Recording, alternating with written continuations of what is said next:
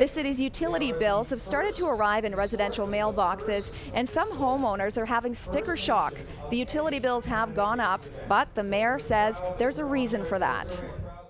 Utility rates went up for residents of the city by as much as 25%. Mayor Lyn Hall says there's a reason for the increase. So this particular utility and the costs that residents are seeing on those utility bills are giving us an opportunity to play a little bit of catch up with our infrastructure, but also to maintain our current infrastructure.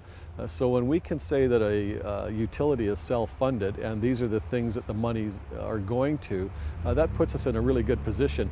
Councillor Albert Koehler was a member of council when the new Water Sewer Utility Fund was created. He calls the increase something of a hidden tax, and increased taxes is not something he's in favor of, never has been.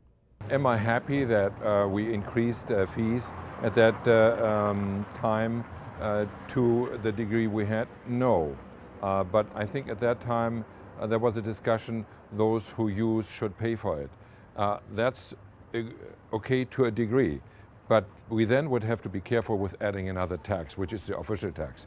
In 2014, the utility user fees were $995 in Prince George. In Nanaimo, they were $600, and in Kamloops, the rate was $975.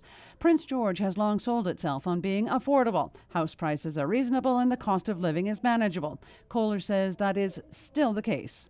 I hope we are still very, very attractive, especially when it comes to houses and house prices and what have you. We have to be careful with our taxes, there's no doubt, especially when we think of our seniors who just buy a condo and want to, live nicely for the last quarter or a third of their lives.